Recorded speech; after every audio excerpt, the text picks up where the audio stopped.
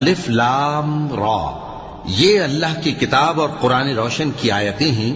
کسی وقت کافر لوگ آرزو کریں گے کہ اے کاش وہ مسلمان ہوتے۔ اے نبی، ان کو ان کے حال پر رہنے دو کہ کھا پی لیں اور فائدے اٹھا لیں، اور لمبی لمبی آرزویں ان کو دنیا میں مشغول کیے رکھیں، آخر کار ان کو اس کا انجام معلوم ہو جائے گا۔ اور ہم نے کوئی بستی ہلاک نہیں کی مگر اس کا وقت مقرر لکھا ہوا تھا۔ کوئی امت اپنی مدت مقررہ سے نہ آگے نکل سکتی ہے اور نہ پیچھے رہ سکتی ہے۔ اور کفار کہتے ہیں کہ اے شخص جس پر نصیحت کی کتاب نازل ہوئی ہے، تو دیوانہ ہے، اگر تو سچا ہے تو ہمارے پاس فرشتوں کو کیوں نہیں لے آتا؟ کہہ دو ہم فرشتوں کو نازل نہیں کیا کرتے مگر حق کے ساتھ، اور اس وقت ان کو مہلت نہیں ملے گی۔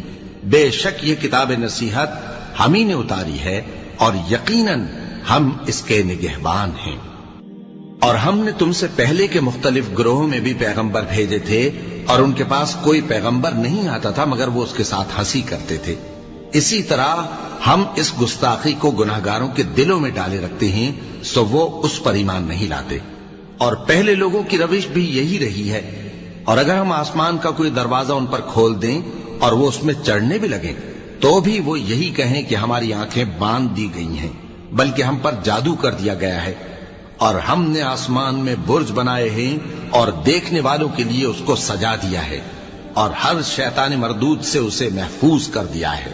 ہاں، اگر کوئی چوری سے سننا چاہے تو ایک روشن انگارہ اس کے پیچھے لپکتا ہے، اور زمین کو ہم نے پھیلایا اور اس میں پہاڑ بنا کر رکھ دیے، اور اس میں ہر ایک چیز اندازے سے اگائی۔